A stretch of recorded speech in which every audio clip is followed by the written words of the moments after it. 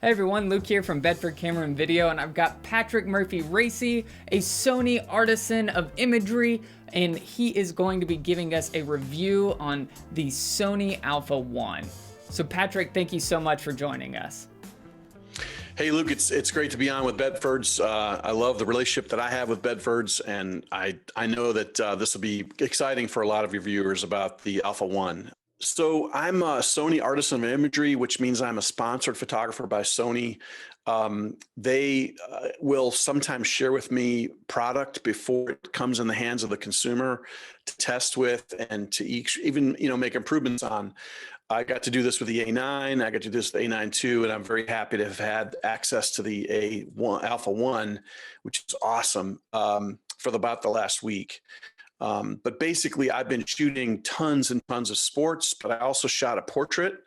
I've got some images I'll share with you in a minute where we can look at some of the kind of breakdown and just kind of offer you my thoughts about using the camera. There's a lot of improvements all over the place. The menu system is much improved. There's all kinds of little things that you don't have in the other cameras that Sony's made that you kind of can't live without all of a sudden once you use the Alpha 1. That's what my takeaway right now. It's a good point there. So now it's like, well, I don't want to go backwards anymore. I got to get a couple of these at this point. So no, and it's really a camera. I've said this before, but it really is not. It's the amazing thing about the Alpha 1 is not that they made that camera in 2020, because after all, it was probably made in 2020, right? It wasn't in 21. The amazing thing is maybe that Sony actually figured out how to make a time machine that really works. And they went to like 2035 and they pulled a camera off the shelf at Bedford's and they brought it back into this time. And now they're selling it in 2021. It's that crazy of a camera in terms of technology and what's packed in it. It's obscene really how, and I see all these YouTubers saying stuff about the R5, and I'm sorry, but no. This is not a camera you can compare to really any other camera. It just isn't. Nothing exists like it. I got sent a camera about 6 days ago. It was supposed to be here 7 days ago, but there was a little ice in Memphis and everything shut down for FedEx. So, but it's a phenomenal camera. It's a camera that I didn't expect at all. I am blown away by how they put, up until now, you've had to choose between resolution, sensitivity, or action. Those are the kind of three, the A7S, the A7R, and then the A9 II. Now they've got one camera where they've sandwiched everything together and improved everything as well. And it's a pretty stunning example of what's possible with engineering at Sony. I hope they give these guys a weekend off or something, these engineers, because I don't know if they let them sleep or if they drug them up or what they do, but it's insane.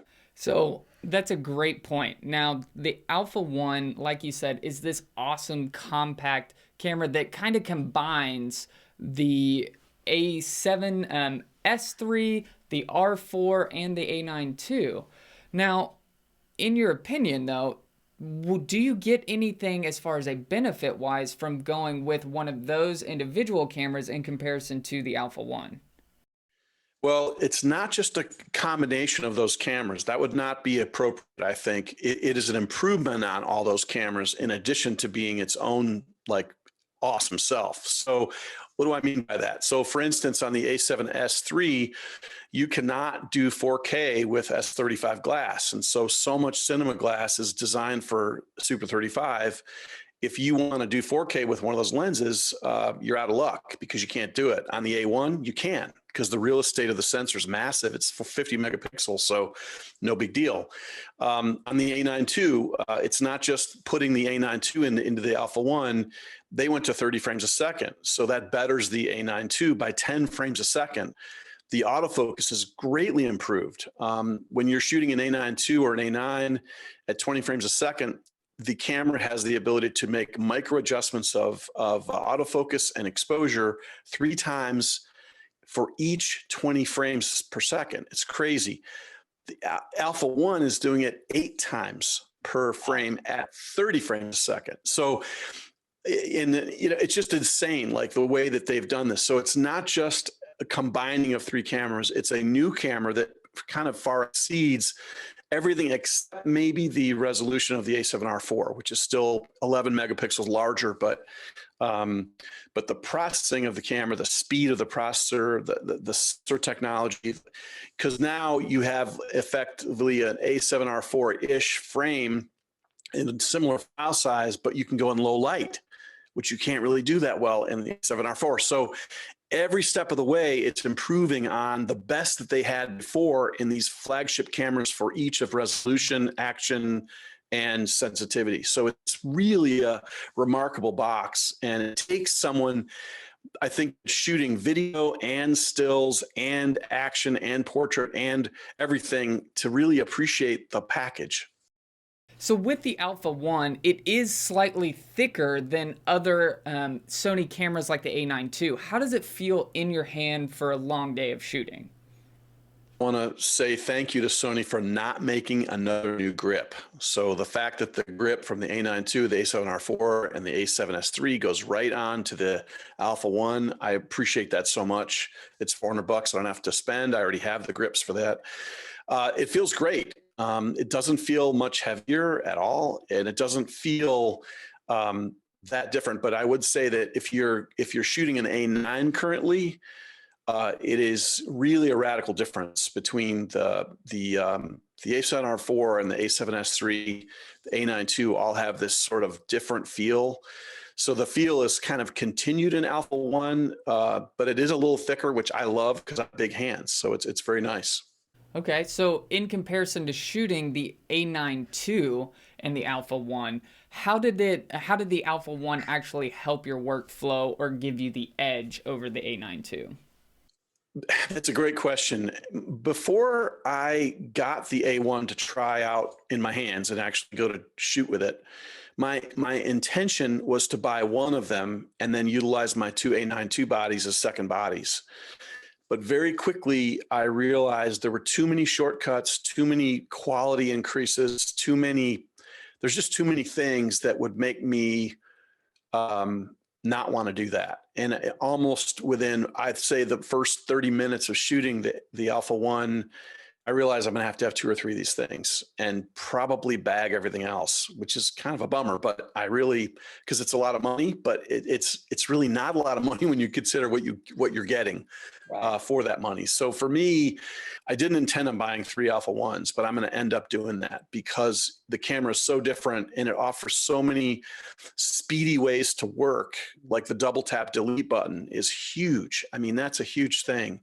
Once you get used to just double tapping the trash can and it's gone, instead of having to move between 2 buttons to delete a picture, it's just things like that. It just boom, and the way it moves images to my phone or to FTP server is so fast. It's breakneck speed. So there's just so many things about it that would make it almost impossible for me to work backwards into an older camera.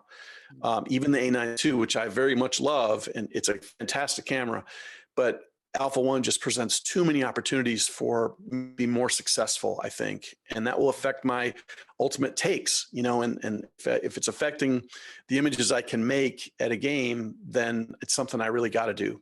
Yeah, absolutely. Now, that's a great point to bring up, I think, too, is what do you feel the back-end workflow as far as what has changed in comparison from the Alpha 1 to the A9 II? There is a significant resolution difference, and someone that's shooting 30 frames a second, that'll eat through a lot of data really quickly. So how is that working with your workflow?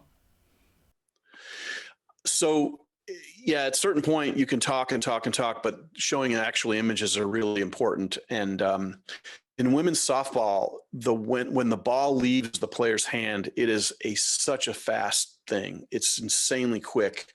And what you have to do really is you have to single frame it. And it takes a long time, a lot of practice to be able to get consistently that ball coming off the hand. If you can get within 2 feet of the hand, you're successful. And this will just kind of show you, this is like 4 inches off the fingers of this player. So there's that last frame. So this is like her index finger is probably a half inch off the ball. Now this is, if you went and shot, women's softball for 2 or 3 days at a tournament, you maybe get 3 or 4 of these images of like this. This is very rare. And to get them consistently time after time is pretty cool. Again, just another angle of it. So just, here's a second base picture. The girl is throwing in. You can see that the ball is almost off of her fingers, but her thumb and probably 1 or 2 of her fingers are still touching the ball. At 30 frames a second, you get not only this, but you get that, and you get that. The ball is still like right on top of her. You just wouldn't ever get this, even at 20 frames a second. You get 2 of those, but not 3 of them. Right. This is something this is a mistake, but it's good to show mistakes sometimes. I shot a portrait because I didn't want to only do sports, and I wanted to show the resolution of the 50 megapixel sensor. And I am on purpose shot extremely backlit. So there's 4 big windows behind this person and a lamp on. There is no light behind me whatsoever. And so I wanted to see how the camera if it could focus, because the A7R4, honestly, it falls down in backlit and heavy backlit, and it drops focus occasionally, which is why I usually use the A9ii for my portrait work, because I can't deal with out of focus images. So this is Alpha 1 at 1.8 wide open, and it just doesn't miss a beat. So, and then even after that, I actually closed down to 5.6, and it still wouldn't let go. It was doing IAF and full tracking. Wow. So this is a remarkable thing. So again, the A7R4 is a fantastic camera. It's a huge, massive, and for landscape shooters, it may still be the thing to do, with all the different options it has for the larger sensor. But if you can live with 50, you'll never be out of focus with the Alpha 1. So here's the frame that resulted from that shoot. And the resolution is such you can actually see the contact lenses on her eyes. I mean, it's very easy to see that. So, kind of moving on, just another frame from that same shoot, like one of the issues with Alpha 1, just like the A7R4, is you have to retouch eyes, because like you have blood vessels. You can see, like, she wasn't up all night drinking. This is just like how people's eyes look when you get that close. So the resolution of the Alpha 1 is phenomenal. Yeah. Here's one last frame from that I dialed up a little bit. And then here's a kind of interesting thing. This girl was kind of interested in the technology I was using, and she said, could I try it? And I said, well, yeah, sure. And so, not to look at my ugly, what's fascinating is this is a non-photographer. I put the Alpha 1 in her hands. I said, just hit the AF on button, hold it down with your thumb, shoot a picture. And this is what you got. Perfect eye focus, ugly old dude, but still, it's pretty phenomenal. Again, one of the things about this resolution, it's so you're able to get the action perfect with the ball just on the fingertips. And then now you can see the blown up version of this picture, which would easily run in a newspaper or magazine, and it's a tiny fraction of the frame. So even if you don't have time to punch in and zoom in on the sensor with APS-C, you can still get the same thing by just cropping later. So pretty neat. And again, pictures, fingertip balls, these are easy images to make at 30 frames a second. They're very hard to make at 20, but they're almost impossible to make at 14 frames a second. So if you look closely here, you can see there's like every time that you hit the ball in tennis or even baseball, there's a little bit of stuff that comes off the ball. It's hit so hard that you can kind of see it coming off here. It's just neat to see that kind of resolution. Again, this is blown up. This is basically punched in. So my 402.8's become a 602.8 to get this outfielder catching a fly ball. I put this one in here not because it's a great picture. It's a late frame. It's like not a close play by any play at first base. But one of the things that you get all the time in baseball on a first base or second base picture is you get the ball outside the mitt. That's what you want. But at 30 frames a second, you can also see the ball inside the mitt before he closes the mitt. And this is something that is like, this should make a lot of baseball shooters go, oh my God, I have to have this camera, because that's what you have to do. 30 frames a second now reality. So it's just beautiful. You know, the 400-2.8 combining these G-Master lenses with the lateral autofocus motor with this new like monstrous camera, the Alpha 1 behind it. It just brings in all kinds of new vistas with, like, I didn't have any complaints about the A9ii's autofocus at all. Happy as a clam with it. But now I've got something that's more than double better, which is cool. It's kind of hard to believe too. It is. It's just, it bends the mind. Like, it's science fiction every day. You know, these guys, these engineers they just produce science fiction. Another fingertip picture, you know, just here's another frame of you know, somebody throwing in the ball. Now this is punched in. So this is a 400-2.8 that's punched into 600-2.8, but I could still go in and crop that no problem, even though it's only 21 megapixels. No big deal. Now let's go in the dark. These images of tennis are all shot at 12,800 ISO. Wow. And one of the big things that I notice with A9 II versus Alpha 1 is the tracking icon stays on almost all the time. In other words, the camera, when the camera is achieving tracking autofocus, time tracking, it's doing 6 things at once all the time. And so now I almost never see the IAF appear or face detect the large square in the face. You just see the icon of the square with a line on either side, which shows you tracking. So this camera is like idling along. It's doing 8 times per second autofocus adjustments at 30 frames per second. So it's obscene, like what's possible. And kids jumping around the frame. That's more than double what the A9 II is able to do. That's right, because it can only do 3 times autofocus adjustments for autofocus and exposure. This is doing 8 times. Wow. So it's not just going 30 frames a second. A lot of people get lost in the lead of 30 frames per second. That's not significant. It's part of it, but it's only, so then you have resolution, and then you have the more precise, accurate, and much faster autofocus than even the A9 II. And when you can get that tight, you can shoot tighter and not worry about not having the ball in the frame. This is kind of interesting. You see the logo on a shirt. There it is blown up. I mean, It's just crazy what's possible. So this kid makes a funny face every time he hits the ball, but anyway. But yeah, at different distances, this is really dark. I think that I had to bump up 2/3 of a stop in ISO. So this is actually beyond 12,008 right here, because where she was at, it was a little darker. This is the coach giving direction. So just think, this is 12,800 ISO. This is the coach talking to players in between sets. And the camera, he's wearing a hat in crappy, low contrast light. And the camera is still giving me IAF, even though he's got a mask on. So it's just phenomenal.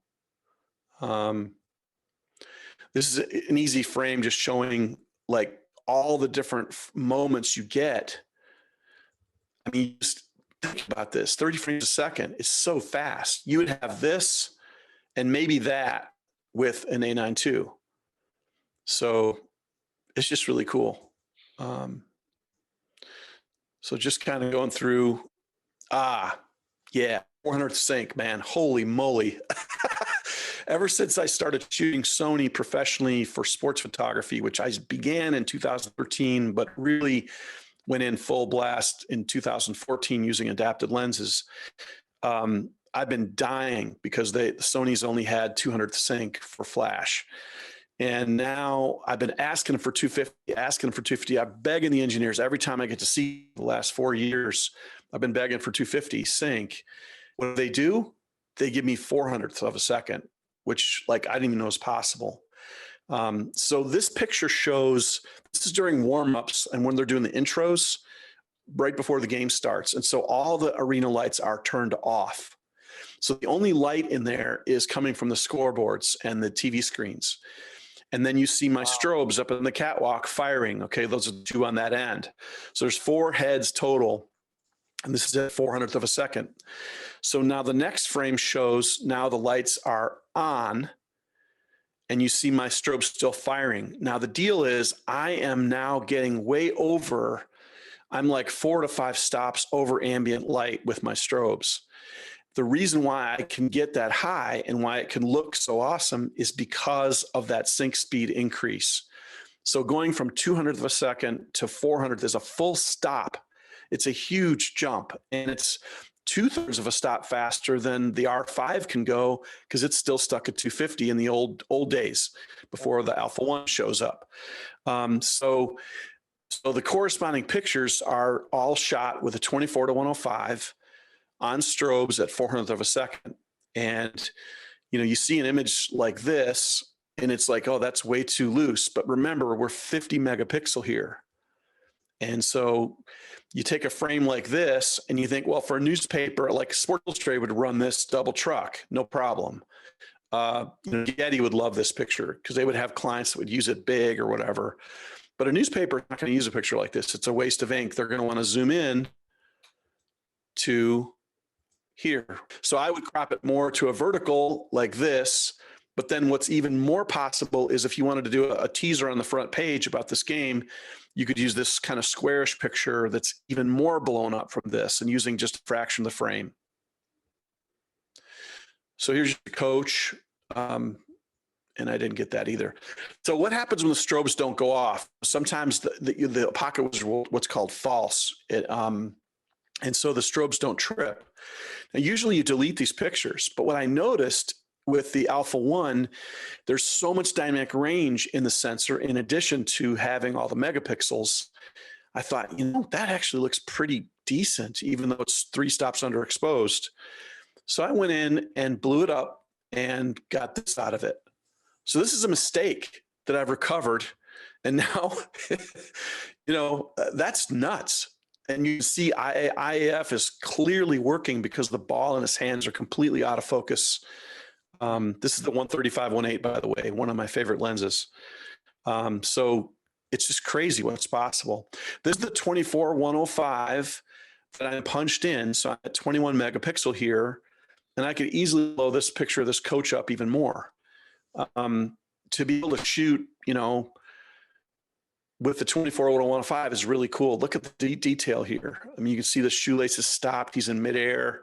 There's no movement whatsoever because as you climb up in your strobe exposure above ambient light, if you can get 4 stops over ambient, 3 to 4 stops, your effective shutter speed becomes the speed at which the strobe fires instead of what's of the camera. So even though the Alpha 1 is set to 400th of a second right now, the actual effective shutter speed is 1/2250th of a second because that's how fast the strobes fire. These are Elenchromes. So this is nuts. Now I want you to look at this picture. This is the 24-105. Typically you shoot an 85 on the close side of the court and a 300-2.8 down court. So this is a 24-105 punched in to 21 megapixel. And you can go from that to this, and the resolution's all over it. It's no problem. In fact, you would never know that this came from, a wide-angle zoom from the other side of the court. So here again, here's a frame, just the full frame wide, and then a little tighter, that like a newspaper would probably use, and then even tighter than that. Wow. So it's just insane. So with that 400 sync, now that is also syncing with the electronic shutter, correct? No, a very good question. I'm glad you asked that. 400 sync is specific to mechanical only. So if you want to synchronize a strobe beyond 200th of a second with any camera, but with the Alpha 1 in particular, you have to be a mechanical shutter. Now, you are able to use 200 sync with electronic shutter for the first time also. So that's another thing. I haven't even delved into that because I was more excited about the studio strobes aspect because I do that so much. Hockey, like NHL, NBA, shooters, college basketball. A lot of people shoot team handball or men's and women's volleyball. These are all sports that are possible to shoot on strobes. So this is going to be a big deal for people all across the world that they can do this now. With the new Alpha 1, it does have the capability of utilizing either an SD card or the CF Express Type A. So how has the workflow changed for you? Are you liking the CF Express Type A? Has there been any challenges that you've found so far? I've had a lot of questions about this from people online, especially on Facebook, and people asking, hey, have you tried the SD cards, the G cards in it yet? There's no chance I'm ever going to put a G card in this camera because it's the fire hose on the A9 II is like this big. And the G card is perfectly good for that. The fire hose on the Alpha 1, it's off the screen. So you want to use the appropriate card. You wouldn't want to buy an Alpha 1 and not buy the appropriate card that allows you to see its speed because the fire hose is so massive. It's pumping so much information through that fire hose that you just have to have it. So the good news is the new CF Express Type A are blazing fast. And there's good news, not just in the experience of shooting the camera, there's instantaneous review of what you shot. But it doesn't stop there. These cards are so blazing fast that when it comes time to download into your laptop or your desktop machine to do editing, you're not going to be waiting for 5 minutes for 60 gigabytes of information to come in. It's so fast. So remember, the G cards max out at 300 megabits a second. These are going 600-700 megabits per second. So it's just so cool to be more than twice the speed of everything. So everything about Alpha 1 is about ultra performance and ultra speed. And so don't get caught up on only the experience shooting it. It's also in post. It's really handy too. Perfect. So I know that we've talked mainly so far about the stills side of this camera. Now, the Alpha 1 boasts a lot of incredible specs for the video side of things, too. Have you utilized any of that functionality yet with the Alpha 1? I honestly haven't yet, but I'm going to do that this afternoon. I'm going to go shoot some tennis, and I'm going to do some stuff with Atomos where I can show people the autofocus speed on stills. And then also I'll be able to show people like actual 4K video at 120 frames a second with Cinetone-S. So Cinetone-S is something that comes from the Venice, and Sony was good enough to put it into the FX9. And just yesterday, in fact, Sony did more backwards compatible stuff. Like everybody bought the A7S III and is thrilled with it. Well, now Cinetone-S through a firmware update is available through that for that camera as well. The Alpha 1 comes shipped from the factory with Cinetone-S as a possibility. And this is a big deal, especially for people that want to do really high quality video, but don't really know that much about color grading and they're not that advanced in it. So many of us are one-man bands where we go out and we shoot and we edit and we produce everything for the client. That's me. And so Cinetone-S is like this great gift of like massive HDR in the file, but it doesn't look stupid or wonky, and it's really easy to adjust back to make it look really sweet for the client. So yeah, the video capability of the Alpha 1 is phenomenal. And remember, if you've got a bunch of Zeiss or the fancy glass that made for Super 35, you can shoot in 4K, no problem. So, which you cannot do in the A7S III. That's not a firmware upgradable change that's possible. It's hardware. So if you want to shoot S35 at the highest levels with Zeiss and Angenieur glass, stuff like that, A1 is going to be the way to go. Absolutely. I think that's a great point to bring up for sure, especially considering the fact that this camera, the Alpha 1, has the capability of going above even 4K. Right, exactly. Yeah, because it's capturing 6, and it's such an amazing box. It's wild. It blows my mind.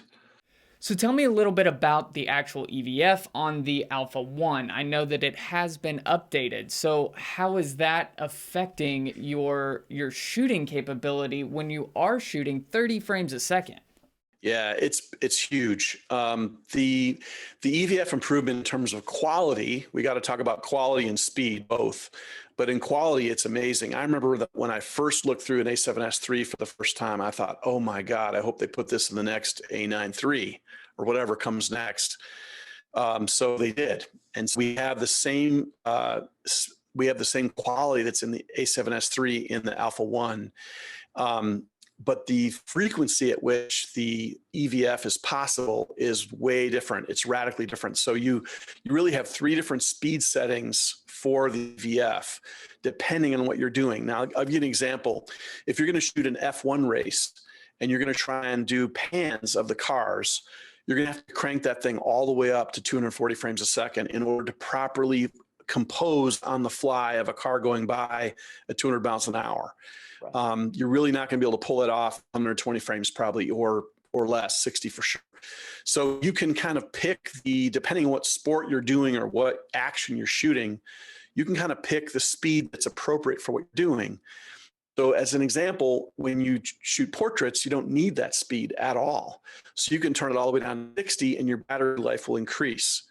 So my normal setting is the medium setting, because even 240 frames, it kind of messes with your brain a little bit when your eye is looking through that EVF and it's seeing so fast. It's hard for your brain to kind of adapt to it. It's pretty cool though.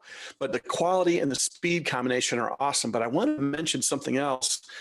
I wear glasses like so many people, and one of the coolest things they did in the A7S III, and they've carried it into Alpha 1 now, is the ability to create a more high point viewfinder setting by just pushing the EVF back. So when you are in the menus, you'll find this. I can't remember exactly what it's called, but there's a menu setting that allows eyeglass wearers like myself to push out the video screen inside the EVF slightly so that you can see the entire inside of the viewfinder. And this is a huge thing for me because I've never had a Sony camera that I could really do this with. I've wanted it for a long time. So again, Sony is constantly listening to consumers, or listening to pro photographers especially. They hear us when we say, look, we really need this. We really need 250 sync. They give us 400.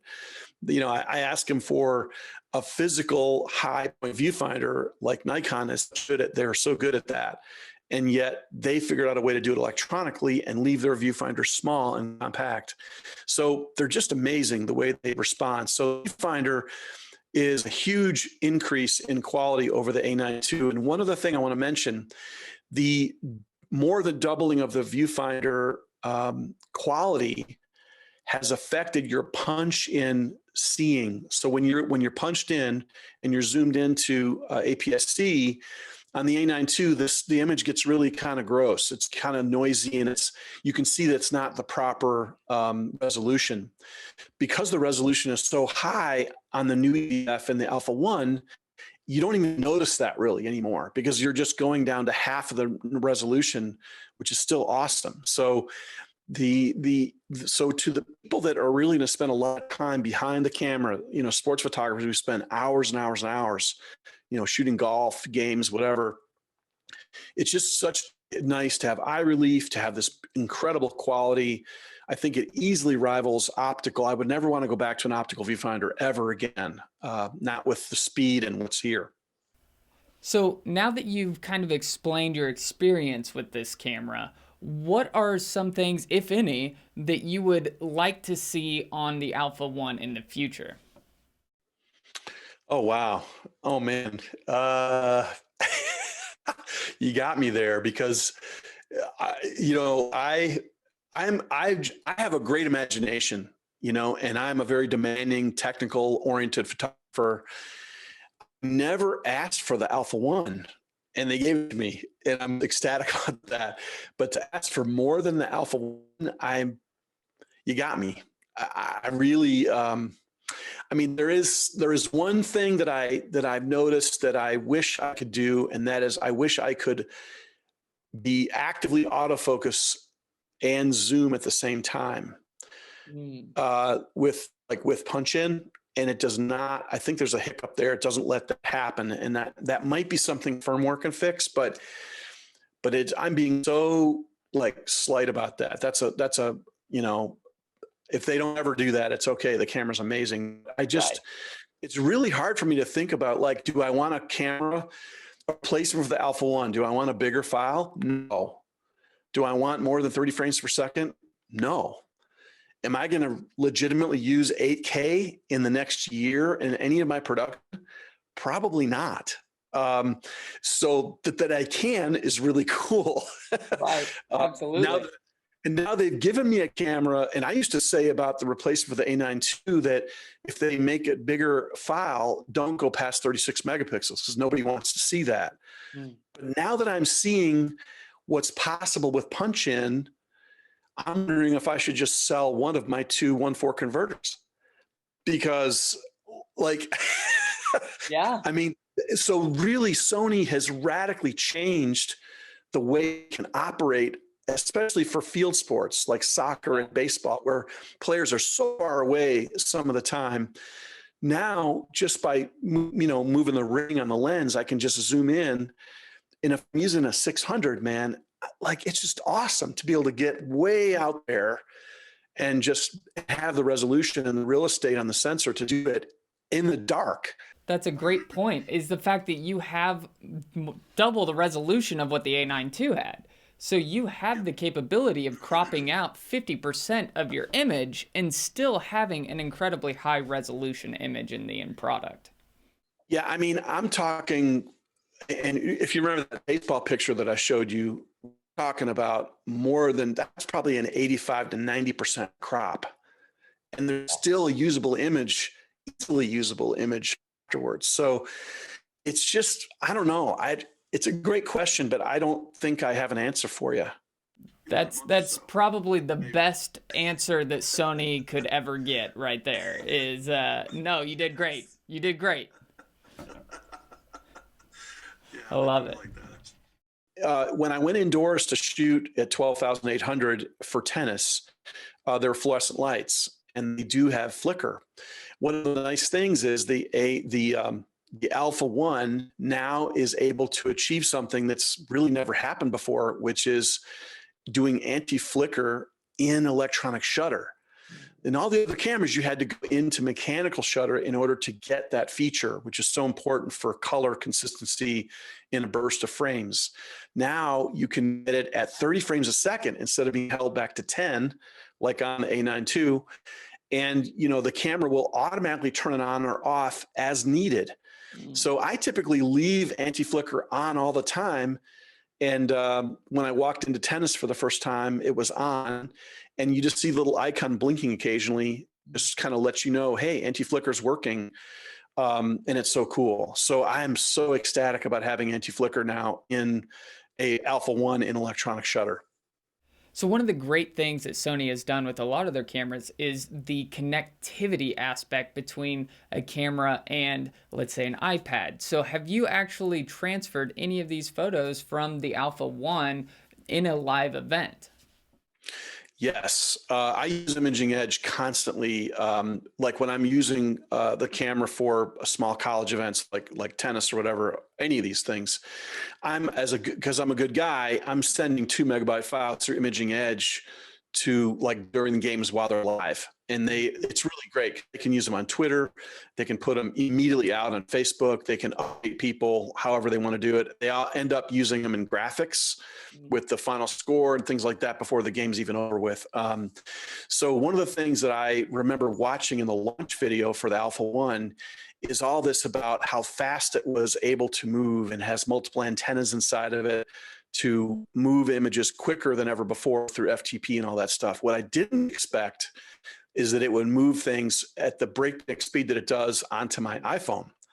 So Alpha 1 is, if you sat down and you wanted to move 5 pictures from an A9 II onto your phone, and you did the same 5 pictures onto Alpha 1, I'm talking a tenth of the time.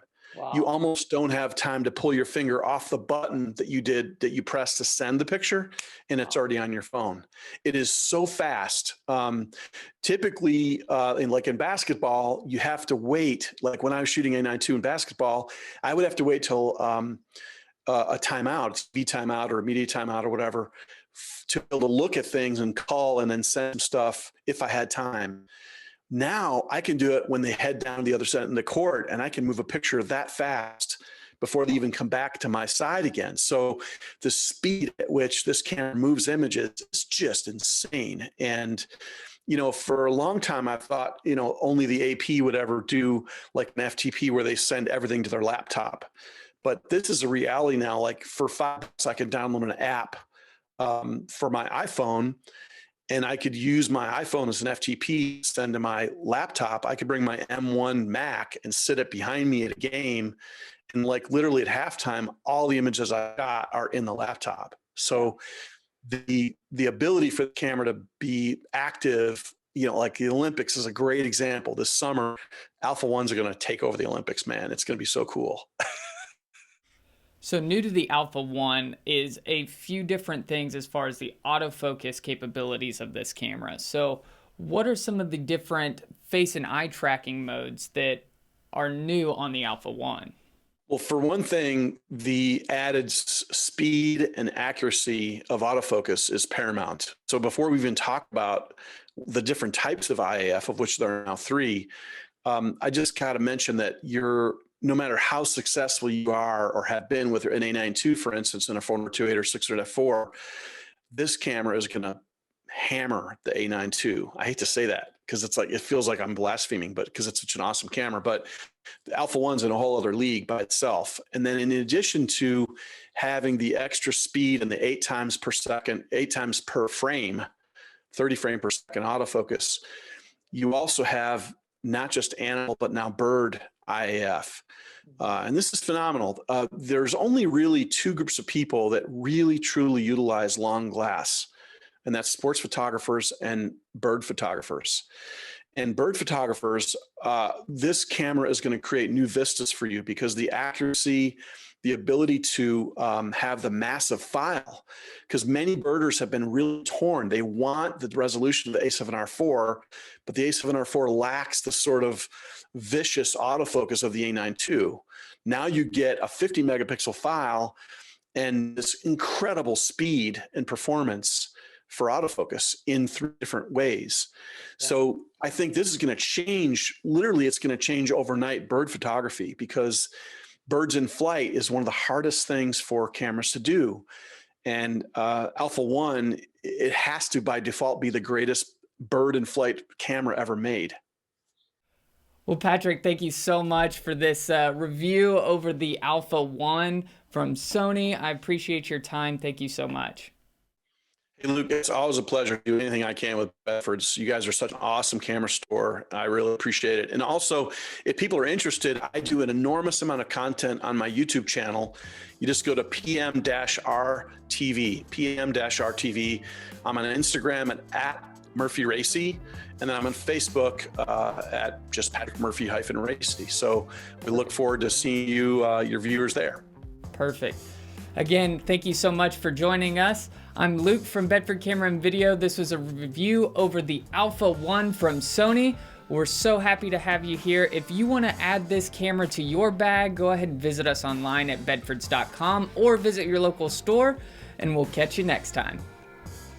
Hey guys, we're doing the A1, right? You said we're doing an A1 review, and you wanted me to go grab. Yes, I appreciate it. Thank you. A1. So we're gonna just leave that right there. We don't have the production module or model, so this is what we're gonna use as a stand-in. So this actually has the all new features. Includes shake well, and it's only 15 calories. So we're taking pre-orders now. The kids are calling it the sauce. Yeah, you can do your pre-order now on bedfords.com. Yep. We just lost our Sony dealership. Yep, Chris is on here too, so that's great. Hey, Chris. All right, Chris is not amused. We'll throw that bit in the end. So, all right. Chris, they were just kidding. It's okay. It's all right, man.